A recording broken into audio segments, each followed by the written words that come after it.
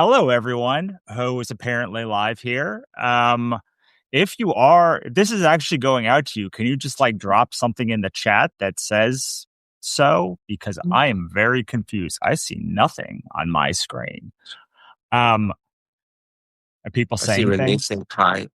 Amazing. Well, I'm just gonna go blind then today, and say I'm hanging out with my friend Adam with January Joy, the Claire and my month-long event at joyfulgrowthclub.com or .substack.com. Adam, before we get into it, do you want to introduce yourself? Sure. Hi, I'm Adam Ming. When I turned 40, I remembered that 11-year-old me wanted to be an artist and an illustrator and an author. And so 40 is like quite into it in life. And I figured that if I don't do it now, I'll probably regret it at 50. So I better start. And I did. And since then, I've illustrated 17 books. 14 or 15 of them are out. And yeah, I'm talking to a publisher about an authored book, so that's exciting. Yeah, that's amazing. Yeah, I felt that way about my 20s. I was like, I'm never going to be this poor again, hopefully. So if I'm going to take really dumb decisions, I should do it now that I have no expectations for comfort. And so, like, they all failed miserably. But by the time I hit 30 and I had to get a real job, I was like, okay, I kind of know at least what I shouldn't be doing. Right. Exactly. Yeah, so January Joy is all about joy in January, shockingly. And so we talked a little bit before the thing, but I wanted to like, how do you think about like what's bringing you joy these days? I think just being able to do the thing. Like I started 4 or 5 years ago, and that was like a transition, like getting a part-time job so I can pursue this illustration thing. But now just showing up at the studio every day and deciding what I get to do. Like maybe today's Substack, tomorrow's illustrating a book, and just being able to organize that. And like one day I'm working from 6 p.m. to 3 a.m. And the next day I'm like maybe waking up at 5. It's 5 now to do a call with you. And I'll be working in the morning and I'll have the day off. So having that flexibility has been the dream. And so, yeah, being able to do that brings me a lot of joy. Yeah, I love that because when people would tell me, when people would say things like, it would say like, "Oh, you must work really hard," or "How do you work so hard?" Or like, and I would say, "I am way lazier than you, for sure, 100%." Like, I found systems and things to do so that when I work, it gets me a lot of leverage, but like I'm not like sitting here nose to the grindstone. I'm going to go to a movie literally right after this. I'm going to a movie. And like this is before this, I was just dicking around all morning. So like that's what I love about entrepreneurship too, is you can like set your own schedule, but also like you can set your own interest most of the Yep. time. And part of the joy is like taking some time off for yourself, going for a swim with the kid or going to play tennis when you want to.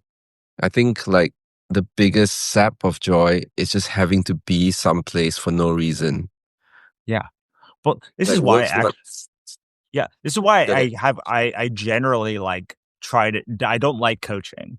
It's not because I don't like coaching. I actually love coaching. I think it's great. But like when someone books a time with me, I'm like, "Oh my god, I now have to be there at that right. time." And I don't know. That's not enough money to commit me to this time. I'm probably going to be fine to be there at that time, but like what if I'm not? So like to me it's like scheduled anything. The inability to have chaos reign is something that saps joy for me. Yeah. But I have a question for you though. Do you think the world can operate this way? I think like some people can do that, and those people are called artists. But I don't think the whole world can be artists. Yeah, I don't know. Okay, so like historically, humans worked for like what 2 to 4 hours a day, like in even in like the Middle Ages, like they would go out, they would till their thing, and then they would like dirk around for like a lot of the day. And so and like these were not artists. These were, like farmers and hunters and such. I mean, like how long can you hunt a boar actively in a day? Like, I mean, Uh, there's a lot of sitting around, but like if you take all of that time, like how much of it is actively like doing the thing and how much of it is passively doing the thing. So yeah, I actually think we can all do it, honestly. Like I'm not saying that like necessarily, because like you could theoretically have a 2 hour shift at a call center and then like just keep rotating between people all day. Like you don't even like, and I know that because when you go to like volunteer at a political campaign, you like are sitting in a call center for 2 hours and then someone else comes in and fills your seat. So like I don't know, like they seem to, well, they don't seem to have their stuff together, but like if they can do it, if like they can figure out how to make 2 hour volunteer shifts work, then like surely the smartest humans in the world could do so. But you don't agree? no, I think that it's new to me, so that's expanding my imagination of this. I've always had this belief that the artists are the ones who can do it, but this idea of sitting around and hunting boar, I like that. I'm taking that But in. I think that it requires you to think about time differently. So I actually think like artists in general work way longer hours than like normal people. Like they like for way less money usually than like normal people. But like when you take, I'm going to shift slightly and just be like, when you take the elements of an artist career, like you are performing services and making products. You are then taking those products and services into the open market and getting paid an amount of money for them, hopefully more so than what you put out. And like Yeah. I fundamentally that is what we're all doing, not just in creatively, but like everyone is sitting here everyone who is not working 9 to 5 is sitting here saying, this is my list of products. This is my list of services. This is the market that I'm putting into. And now like I'm expecting money from that. And then I'm going to put money back into it to hire more people. So, um, I think that it is an entrepreneurial thing. More, it's not something I spent all the holidays with my two families who worked. They all like work full-time jobs, like teaching and they were that's a couple of them are retired, but like they don't understand how to like do this concept. But if you are going to undertake this thing that we're all doing, this like entrepreneurship, whether it's creative or not, like I think fundamentally one of the things that artists get wrong is and I mean no disrespect with that, but they got their head up their asses that they work differently than everyone else, and they just like it's not it's fundamentally the same thing. It's just like a generally cooler thing than most people do. I think that's a good point. I do think that artists do tend to think that it's just the art and they work differently, but that's actually what keeps them stuck. And I think that's what you talk about a lot, that there's all these other things that we need to do. Right. It's just Well, that we don't. and I was yeah, just gonna sure. say, just we just don't need to do that 9 to 5, but not Right. necessarily in that order. Well, and I think that it is this. So I'm big on radical acceptance these days, which is like not thinking things are good, just being like, this is the way things are. And like you radically accept your life, yourself, other people, that this is the way they are. You don't have to like it, you just have to accept reality. And I think that a lot of times, especially with writers and creatives and people that I work with, they fundamentally think and have been told that they're different for so long that when it comes to something like building a brand, like what is your brand? People will be like, I don't have a brand. And I'm like, everyone has a brand. Your grandmother has a brand. She's like, yeah, my grandmother has a brand. I don't. And I'm like, well, what are the list of things that you are that like you do? And they're like, oh, I like boating and like I make my own clothes and I like making tacos and like going to the farmer's market. And I'm like, baby girl, you got a brand. That's a brand. I don't know what to tell you. And like this I am different mentality is like causes this friction that if you just were like, well, maybe I am just like making books, and maybe books are a product, and maybe products need to be on a market, and I need to make it in a way that people can consume it.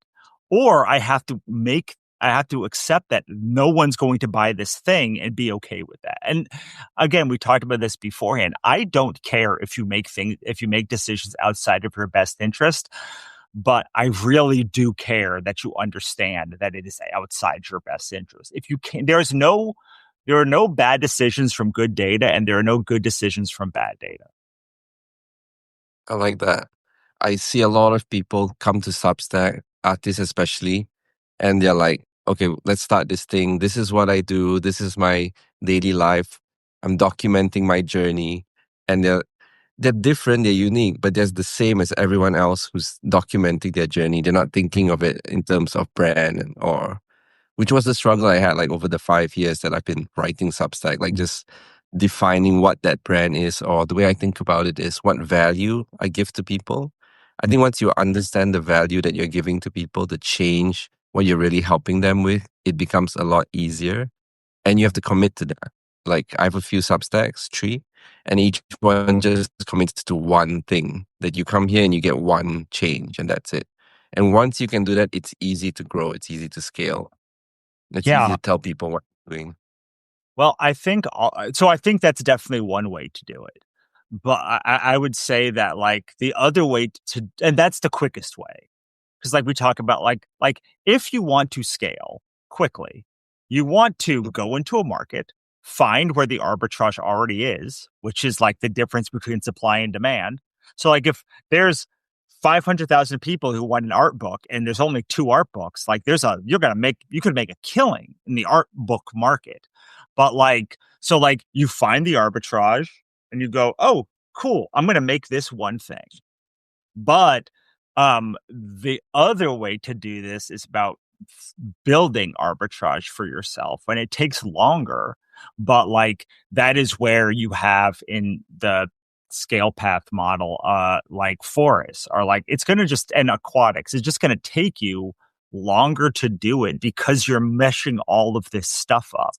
But you're value stacking all of these things together into this like really unique puzzle. And the people that stay, like, don't go anywhere because you are the only one who's doing that mix of stuff. Like we talked earlier, like today was not the right day to change the author stack to Hapitalist.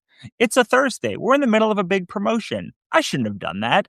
But like, I just am fundamentally sick of only talking to of people coming to my site and being like, wait, I just heard you talk about art or about music or about like tech stuff. And like, what is this author thing? And it makes people bounce away. So Yeah. I was like, after I talked to Seth yesterday, I was like, this talk was mostly about music. If someone comes to the author stack and tries to find and tries to be like, wait, where's all the music stuff? I'm gonna be sorely disappointing them. But like if they are willing to like take this crazy leap into Hapitalist, they're probably not going anywhere because I am the human who's talking about Hapitalist right now. I'm like the Right. only one who has the scale path methodology. So the way to scale that thing is just to bring chaos from everywhere and know that most people are going to fall off, but the people that do tend to be stickier. It's exhausting at the beginning, but over time, you don't have to service all of those brands. And there's no wrong way to do this. It's just like you should know what way works for you and then do that thing. I like how you call it. Um, I forget what you said just now. It was a new word you invented. Well, Um, I just invented a bunch of words. I like said, like easiest but not easiest. And like oh, Well, yeah, I mean, there's no, maybe it was like there's no wrong way to do the thing. It just has to be the thing that works.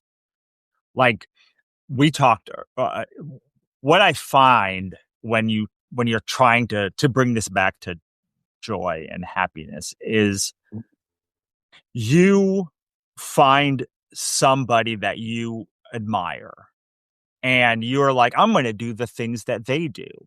But they don't actually work the way that you work. Like they don't grow the way that you grow. Like they don't, they're like David Sedaris, for instance. My friend loves David Sedaris. She does not want to travel around and do speaking engagements. So like there's no world in which like she can build like David Sedaris because David Sedaris made his living and made his bones traveling around the country doing live spoken word stuff and like writing for I forget if it's the New Yorker or like, well, he like writes magazine articles. And you're like, well, if you want to write your own thing and you don't want to go around the country to speak, guess what, sweetheart? You can't build like that. That's a terrible model.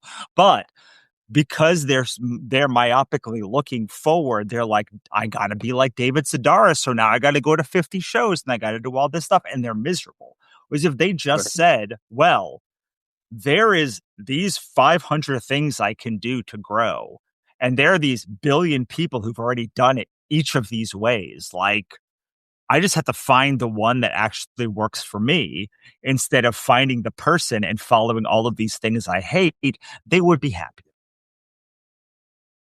That makes a lot of sense. Yeah, and on top of that, it's what what level are you at? Because a lot of people come to capitalist scale path stuff, ecosystems back before then, and they're like, I have nothing that works, but I'm for sure a desert. And I'm like, but like the thing about ecosystems and all of this stuff is like, if you were that thing, the things that are inside that bucket would make you grow. And if you're doing all desert stuff and you're not growing, do you see the disconnect here, my friend? And people like look at you blankly and you're like, if you were doing a thing, like if it worked, it would be working. You know what I mean? I get that. I tried so many different things with 10-minute artists, for example, and it really started working when I started to think about what I need to do. So like I tried putting effort into doing like one event a month, like a lot of energy into that, Mm-hmm. but it stressed me out more. I'm Right. sure I delivered the value that I wanted to deliver. I got like record sales, but it was not sustainable. It's not the way I like to work. Right. Whereas if I post every day, I feel happier about it and it grows in its own way as well. And without all the stress. A lot Yes. it's a lot happier. Absolutely. And so like that tells me that like you probably shouldn't do a Kickstarter, right? Like you probably aren't, or like if you're going to do a Kickstarter, what you should do is do a 60-day campaign and just check out most of the time. This is what my ex-business partner would do. And I thought it was crazy until but like she's a grassland who does the same, like putting pennies in the jar every day. And she's like, when I'm only doing a 14-day campaign, there's a lot of pressure on every day. If it's 2 months, though, like I could check out for 2 weeks and like things will happen. I don't know what's going on, but like then I could check back in when I want to. And when you have that rhythm, you're like, okay, well, it's not that you can't do a Kickstarter. It's that like if you do it the way that I do it as like a tundra who like likes short attention bursts and then to like go nap for 3 months, it's going to be a bad idea. I think you're not going to have a good time doing it. But if instead you say, okay, I know that these are the strengths. These are the things that grow me, nourish me. So I'm going to do those things. You may not ever have a 6-figure Kickstarter, but the thing is, almost nobody will ever have a 6-figure Kickstarter. So, like, you might as well do the thing and grow in the way, and then say, I know these 5 things work for me. So I need to find a platform like Substack. Makes complete sense why you would have success here, because that's the exact thing that Substack is. Like Substack is like play every day, do a thing every day, put little thing, and like why a subscription would work for you is because subscriptions are about like pulling one person every day or every 2 days, or like getting each one when they're ready, as opposed to I was more like, I need to aggregate attention into a point, and then by pushing on that point, I would get the attention and money would flow. But then once the interest died down, I needed to get out quickly. So once we know how we grow and how we enjoy our lives, like we can bring joy to the business and the money happens. I like that. Can I, what would you advise like artists on Substack? How would you help them figure out what path they should take? Sure. Okay. So there's a couple of questions. First, if you go to hapitalist.com, assuming that the site is up, because we're in that weird like domain thing in the first 24, 48 hours where it's like ups half the time and down, and assuming that it's up right now, there's a quiz button. You can take the scale path quiz or the ecosystem quiz. But I would say, I usually start with scale paths, and I would say, okay, so think about the last time you had a positive feedback loop. Mm. So, or like the kinds of positive feedback, by positive feedback loops, I mean like you took a 5-minute tweet and like you got like 50 likes from it and 30 subscribers. Just like it's this exchange of energy is the most important thing. It's like, how can you, so like energy can come in a million different forms. Money is energy, time is energy, effort is energy. Um, Distance is energy, like whatever. There's like a billion different kinds of energy. But like when you use 1 unit of your energy, what is the thing that you feel like, wow, that was really easy? Like, wow, I could do this all day because like every time I put $1 in, I get $10 back. And it's really hard to think about this because energy almost never comes back in the way that it is given. So on Substack, you're giving your time, your wisdom, and you are hoping that the energy you get back are subscribers and money. So, like, you're not giving money to Substack and getting money back. That's like a Facebook ad. In Facebook ads, like, you give money and money comes back if you do a conversion ad. So, what we're trying to do is figure out this return of energy. Does that make sense? Yeah, 100%. I like Uh, that. so, from there, And I I would think say, oh, go for it. there's this element of scale, which is what makes Substack valuable. So I write a short piece every day, Mhm. but and that's where the convergence of energy is. I sit down, maybe I take 4 hours to read and like see what hits and what's inspiring today and turn that into a prompt, and it becomes like a short little paragraph. So Right, I just spent 4 hours getting inspired so I could inspire someone for 2 minutes so they right, can take a 10-minute action. So there's an arbitrage there in the sense that I spend the 4 hours and you just have to spend the 10 right, minutes. right, But because there's 10,000 of you, then that makes sense. It makes it right. worthwhile. Exactly. So you mentioned arbitrage. So we talked about arbitrage a little bit. One of the kinds of things is as an arbiter. That's one of the scale paths. And a scale path and an arbiter would be able to. They're really good at virality. So I would say to somebody first, usually, and like, okay, like think about social media. Do you have a really easy time figuring out what like the hit thing of the day is? And then being able to mimic or bring in that conversation and kind of ride that wave. About 40% of people are pretty good at that. I'm terrible at it, but like, so like, that's my question to you. Like, do you feel like you are good at like analyzing the thing at the day and then hopping on it quickly and then like moving between subjects all day, every day? Not really. I actually like to avoid trends as much as possible. I find most of my success during holiday seasons, for Mm, example, sure. because I'm not talking about holiday stuff. So to say, for example, Thanksgiving, all Mm, the artists have checked out from promoting themselves or whatever. For me, it's just Tuesday. mhm. And so because there's arbitrage there, because everyone has checked out, then you have a lot more attention. And everyone who's checked out is paying attention. Right, exactly. So, like, because you keep saying these data heavy terms, it makes me think you're like a more spotlighter. So, but like, I'm just gonna put that aside so we can like rule out the other ones. We've already ruled out the launcher. They're the ones that like are small, like they do things at a short If time frame. You already don't like that. Um, uh, what about collaborator? Is another one that's usually very popular with artists because they're so like do you find your biggest successes come from working with somebody else to put a new project together, or is it more somebody spotlighting your work and somebody and you spotlighting someone else's work, like like for 10-minute artists, I do my own thing and I like that. But I also have a couple of collaborations and those are going well too. So I yeah, like both.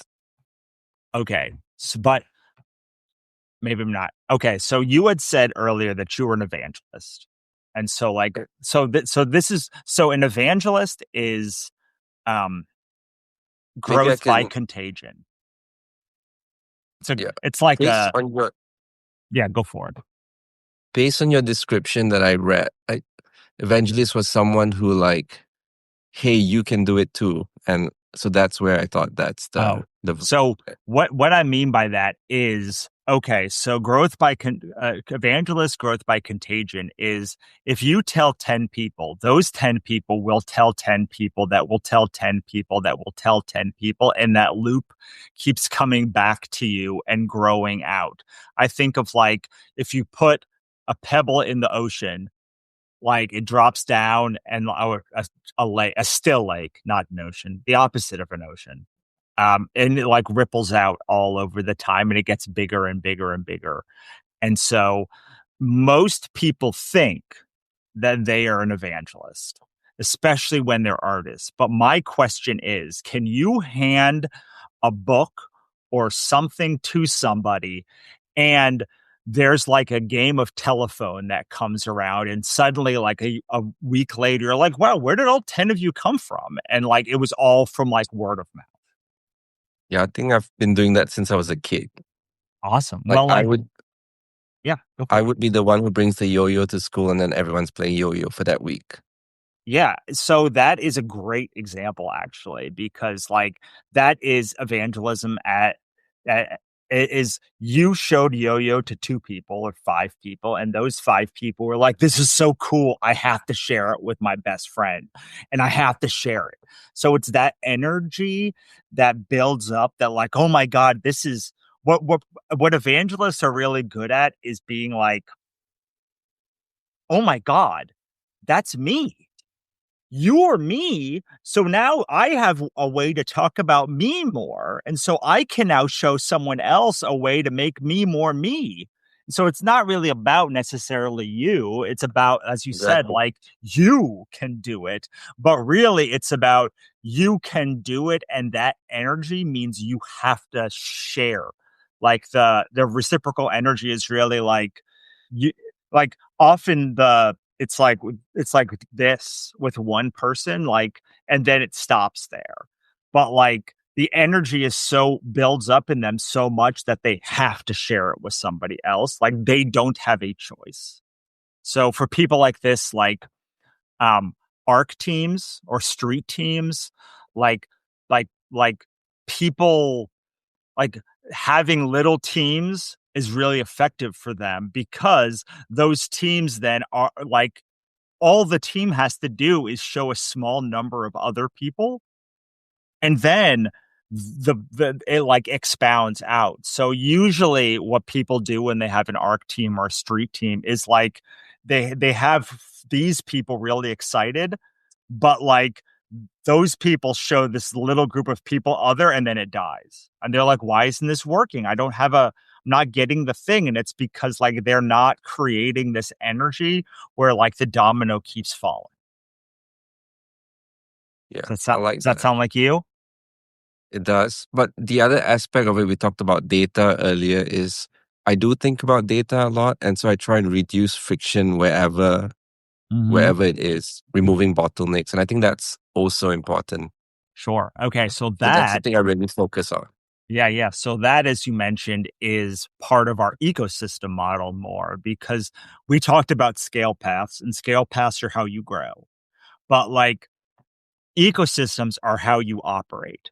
Like a scale path changes can like you could just do whatever you want tomorrow. But like your ecosystem, when you think about an ecosystem, it's like how you're built. It's like you're probably not going to change that part of you that like is data heavy, that's trying to optimize stuff, that's thinking long term, that's like doing these little dink and dunk. Like those are parts of like you.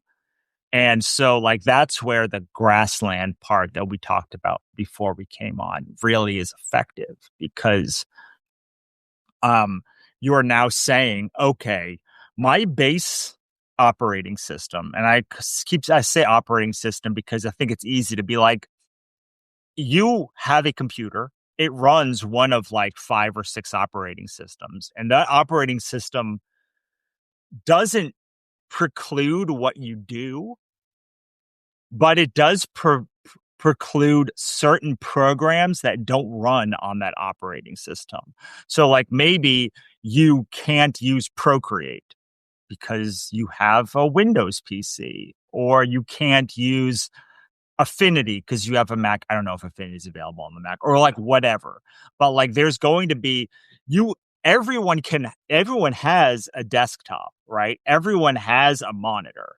Everyone has this back and forth thing, but what we put on it and how we get to the point that we can make the same thing is different.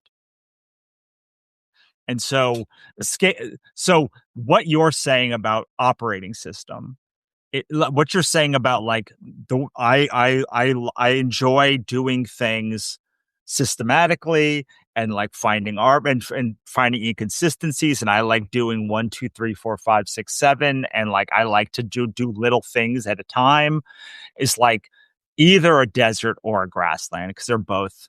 And like you can also be a savanna, which is a combination of both because there's blended ecosystems. So the question is like, you now are a grassland, which means you like these like small actions that lead to results over time. You're not going to do a flashy thing.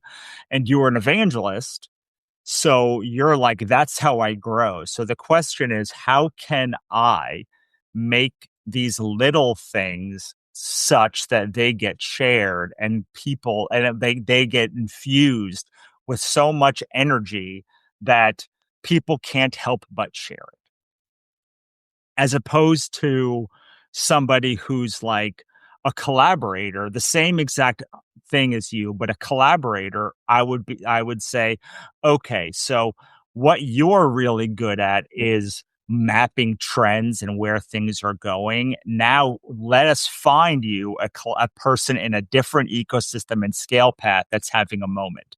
I think about like shoe collaborations they do all the time and be like, okay, let's let's you use your strength, that collaborator who's like having a moment as have use their strength and use that to like make a new product, as opposed to a spotlighter where I would say, okay, so spotlighters are all about showcasing like they have like a topic that they love, and theirs all about finding other places where they can go out and like be on podcasts and do guest blogs and do all of this stuff, and then they can become like the thought leader of and lead people back to their hub, which is a like the best, most comprehensive hub of like that topic. And so there's like this is what I say was like no wrong answer. It's just like if you don't know how you operate, if you don't know how you grow, if you only know half of that equation, and then that's not even including the levels or any of the other stuff, then you're going to, it's going to break. But if you can figure out, this is how I operate effectively, most efficiently. This is how I grow most efficiently. Now all I have to do is say, I'm a grassland. I'm a evangelist. I'm a level 3. So my goal then is to take all of the things that are like weighing me down that aren't these two things and cut them so I can, or delegate them or automate them, and then figure out how to do this, double down on these two things. So I would be like, how much product led growth stuff are you studying, Adam? Product and growth stuff. Yeah, Actively. like actively, like Dropbox, Slack, these like other companies that grow by the same Oh, viral definitely. contagion that you are. So before was an artist, I worked in a startup. So a Mhm. lot of it was like creating the product and everything around that ecosystem. So I've read a lot, learned a lot, went to Stanford for like a crash course. Mhm. And so definitely I apply a lot of that in what I do. But And what it I'm really makes, getting from you, yeah, go for it. what I'm really getting from you, which makes a lot of sense, is this idea that you shouldn't be doing all the things. And I think that's where a lot of people fall into a trap. Like, I don't particularly enjoy like going on podcasts and things like that. I do them once in a while and they do help, but that's not a strategy I would think of as like something that I would initiate. Right.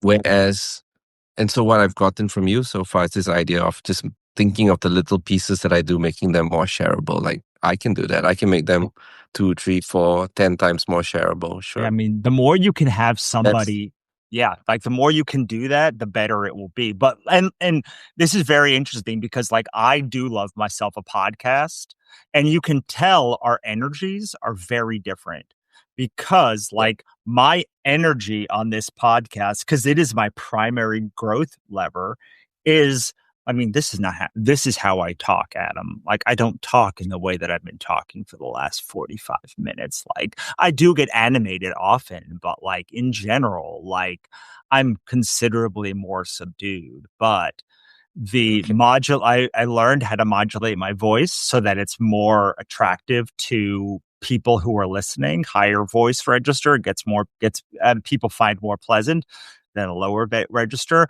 I animate my hands and such more because like when people tend to not tend pay more attention when things are happening. You can see my background is very like bright and lively. So like I have designed my life and my persona when I am in public in such a way to maximize being on blogs, podcasts, and lives. And if you're not that, if you don't do very well on these kinds of things, like maybe you're listening and you're like, oh, I was wondering why, like, I don't have as much success as other people do. It's like those people are practicing the sound bites that they know are going to draw the right people in, and they are coming back to the same points. We talked about Seth talked about Cory Doctorow yesterday. And like that is a person who's made his living being spotlighted on by other people and making these little shareable bits that like people can, like, that drive people back to them. Does that make sense? Yeah, so valuable. I think that was a clip. There we go. Okay, so Super the useful. third thing is levels, because like we didn't talk about the levels a lot, because so people can get screwed up on their scale path and be growing the wrong way. They could be operating the wrong way, or they could be doing things that hamstring them based on where they are in their business. So there's 5 levels in Capitalist. And like the first one is level 1. You are so overwhelmed you can't do anything. And like the key to getting out of level 1 to level 2, all you have to do is anything. Anything. Anything. Literally Really? anything that you do will get you to, because level 2 is I'm doing all the things and and none of them are working. Well, if you're doing the things and none of them are working, you're not in. If you're doing even one or two things that aren't working, you're in level 2.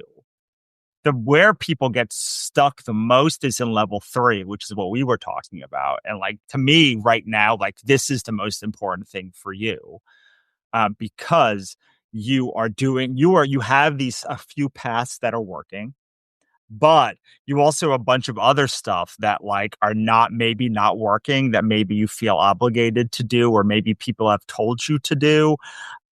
And uh so they're weighing you down. You think they're like, oh well, who cares if I spend 2 hours doing this a week? But that's 2 hours that you could be using for your better leveraged action. And like this goes back to our Puritan work ethic because we are drilled in that from childhood that work is hard. Work doesn't feel good.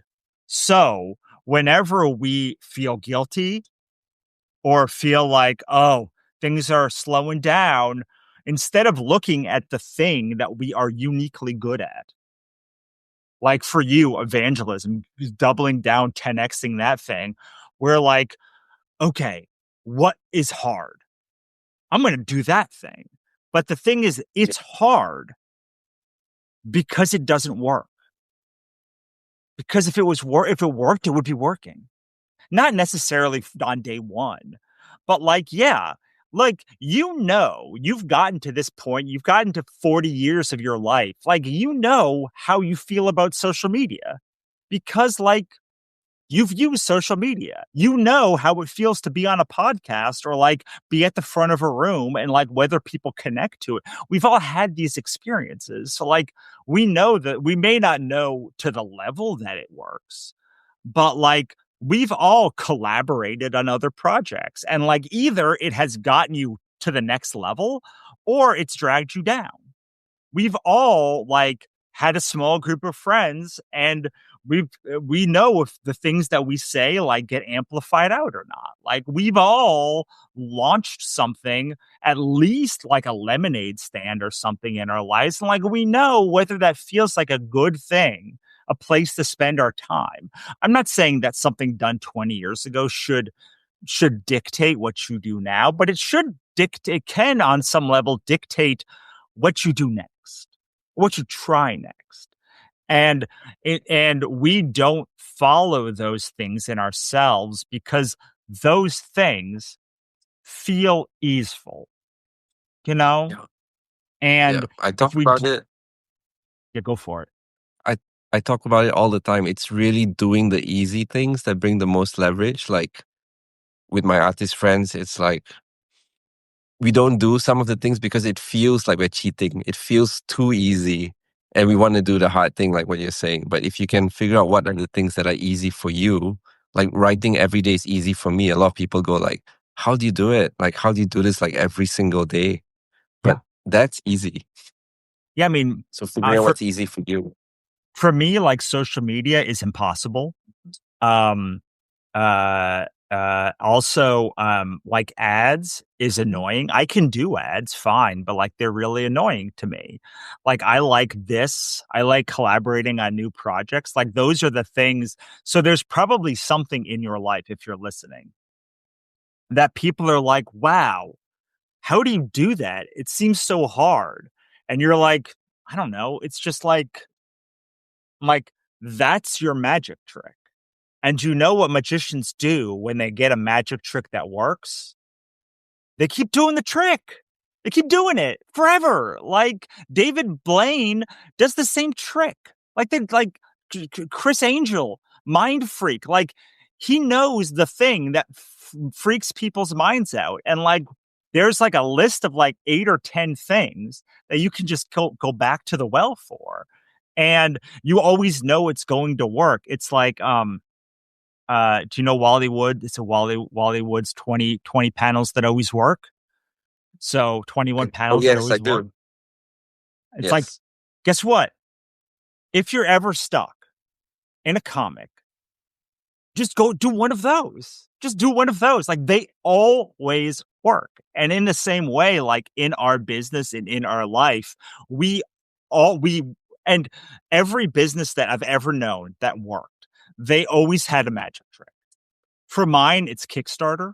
It's like, hey man, if I can pull together a Kickstarter, I know I can make 5 grand. It used to be shows, but like you've got to have the magic trick. And you've got to be, that magic trick has to be able to be like, oh crap, I'm $2,000 short on my rent this month. I guess I'm driving to Nevada to do a show. That actually happened to me. And I knew that like that was the thing. Like, oh crap, there's a $5,000 budget shortfall. I guess I need to run a Kickstarter to like pay my artist this month. And like that's going to happen, especially at the beginning of your career. And like you are not cheating by actually, yes, you are cheating, and it's okay to cheat. Like every great business cheats, just hopefully not in the terrible ways that other businesses do, but like everyone has a magic trick, and your magic trick also is, wow, I can't believe that you did that. I think artists do struggle to do the same thing over and over again. I think they call it the Da Vinci Mhm. effect or something. Like, I've done it. Now I want to do the next thing.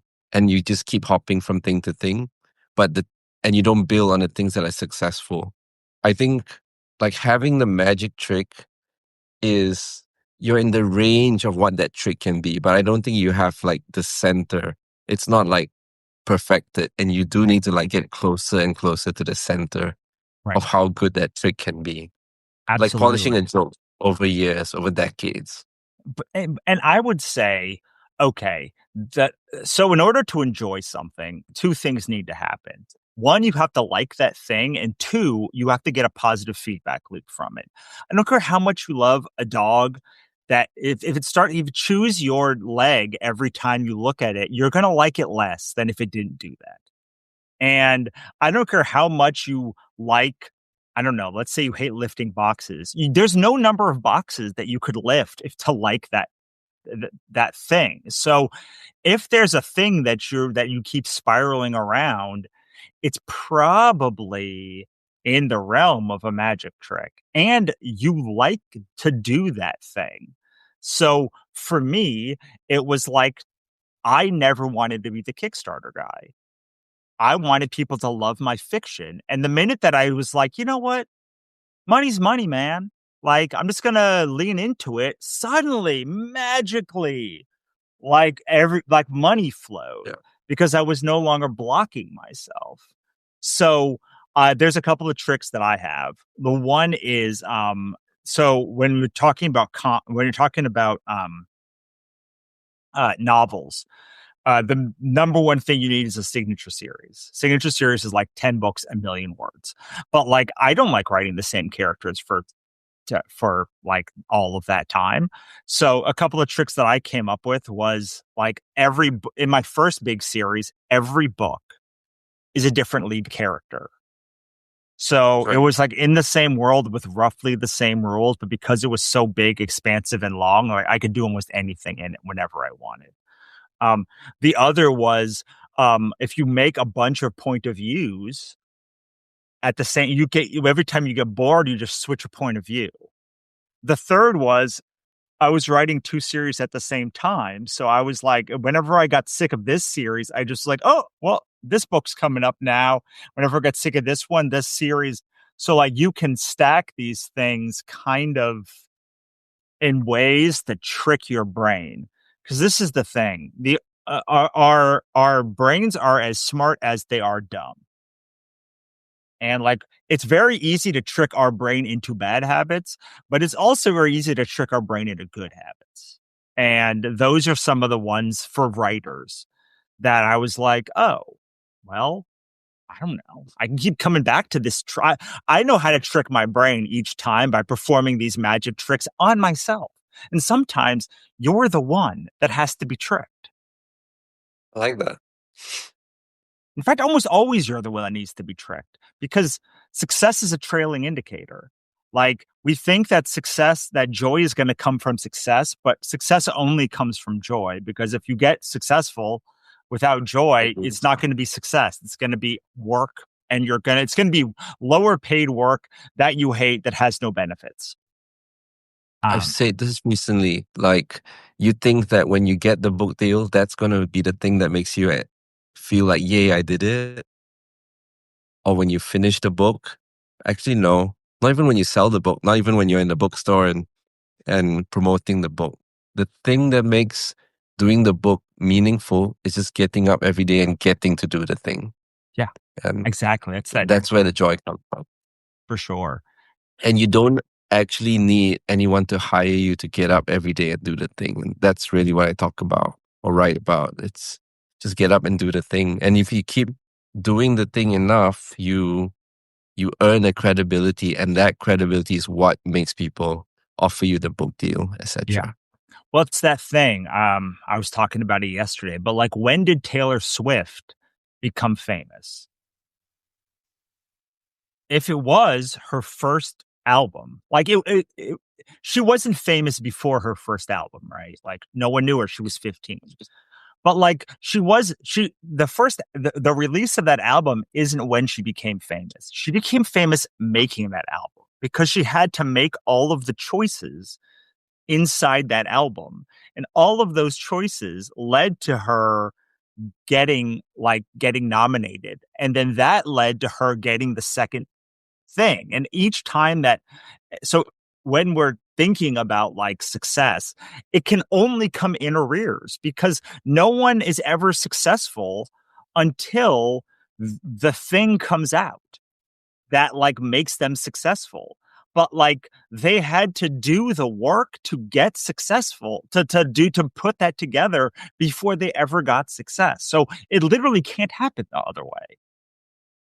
Yeah. About Taylor Swift, just an interesting point. I studied her career, and she's actually one of my inspirations in how I think about things and how I work. And I think she's made many good choices, one after another after another. Talk to my wife about it all the time. She almost doesn't make bad choices, and so you don't have that up and down. It's just always up. See, Like one of her, but what about like one of her. Reputation and like some of her ones that went down that got her a lot of blowback? Yeah. So how I think about it is she's just collecting audiences, and that's her skill. Her skill Yeah, is collecting audiences from different people. So Reputation might hurt the true fans, but you're bringing in a whole new audience, and then yeah, it's those kind of decisions of just adding to what's growing. yeah. I mean, what I think is great is that once she releases an album, she can now use that album to influence her future albums. And like that's for like I think of this my big nonfiction series. Like I wrote a book on capitalism and a book on how publishing is broken, not because I thought they'd be massive sellers, but because in order to get Hapitalist, now whenever I talk about Hapitalist, I can reference those books. And it's like, well, I don't know why. What did you think you were going to get? I wrote a book called How to Thrive as a Writer in a Capitalist Dystopia, and another one called Publishing is Broken, but it doesn't have to break us. Like, this is an evolution. And how I would modify the thing you said is I think Taylor Swift is the best person maybe in the world at taking what could be a career ending thing like Reputation could have ended her career and turning it into a positive and turning it into a thing that like gets her forward because before Reputation she couldn't make Reputation songs.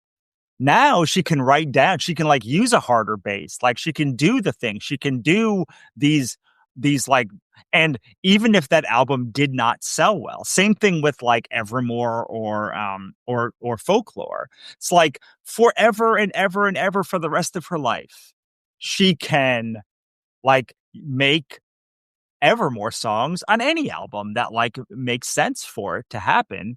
And that is where I think a great if you have problems doing the same thing, not doing the same thing, sometimes you just have to release the thing and it has to bomb because in order for the next thing to work, that bomb has to have happened. And like, do you want, you don't want anything to bomb, but I think of the Deliver Me From Home movie, the Bruce Springsteen one. And the whole movie was about him making Nebraska as he was making Born to Run. And he's like, I can't make Born to Run yet. And I'm like, of course you not. You need Nebraska. Nebraska has to come out before Born. Like he knew that there was a gap between his previous book thing and Born to Run that had to exist in the world so that he could make Born to Run the hit that it was. And often we're like, this doesn't feel right. I don't know. Like, what do we do? Like, what should I do? Can I do this thing? And I always ask people, like, is there a gap in your career where like you need your audience is here, you need them here. And like there a bridge that sometimes it just needs to bomb. And there's nothing wrong with a bomb because those bombs let you do more thing and have more freedom.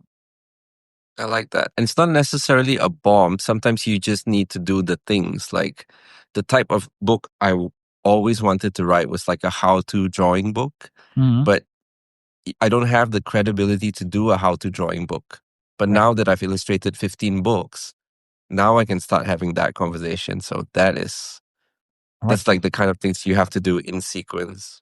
Yeah, so I was doing, and then we're working towards wrapping up. I'm gonna say it so that I know it too. And Monica always used to talk about how when we first started doing the Kickstarter book, I told her I'd been doing Kickstarter, trying to talk about Kickstarter with people for 5 years before, like she licensed all my work. And I was like, Monica, you don't understand. I need someone to validate this who is not me in order for people to like somebody has to take a chance and say Russell's not crazy. And that person has to have credibility. The minute that someone gives me credibility, it's going to give people the ability, like the permission to be like, oh, let me look at it. But because I don't have the permission, because I'm out on the outside, I can't I can't get any traction. Like to the point that there's this big Facebook group called 20 Books to 50K. And I spoke at their conferences after Monica and I started working together. Before then, I was banned from their group. Like I couldn't even like post in there. And I went from that to like, and it was, and Monica, after we started working together, was like, wow, you really were right.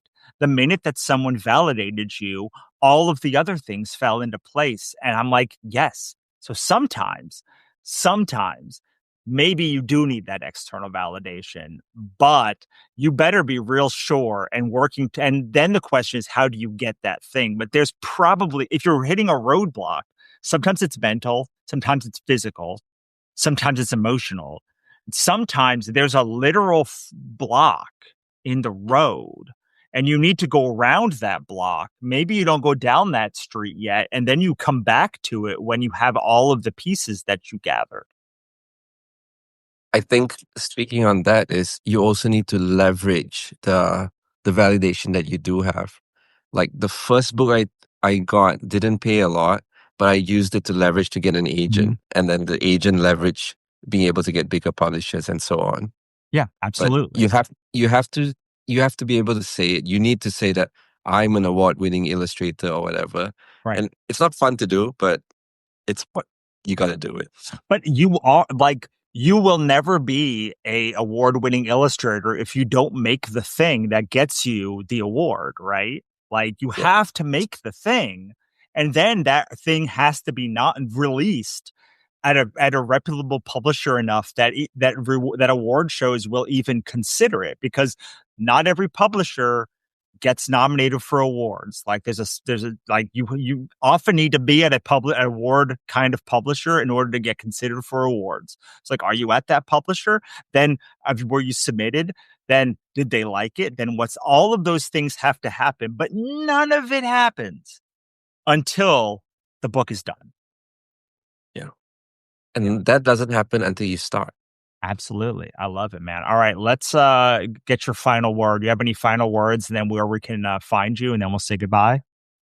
Sure. I write a I don't have a final word. I write a Substack about about creating an artist diary, which I think is less troublesome than a journal and not as intimidating as a sketchbook. So, like, for anyone who just wants to start, I help people get started. Awesome. Where can they find it? Oh, 10minuteartist.com. I love it. Great, great, great. And if you like this, go to joyfulgrowthclub.substack.com. We have more this month. I've got if you like the scale path stuff, I'm doing the frictionless growth challenge, my 5-day challenge next week. So you can join in on all the fun, and hopefully we'll see you there. Bye, I like this everyone. awesome. Thank you. Yeah. Cheers. Thank you.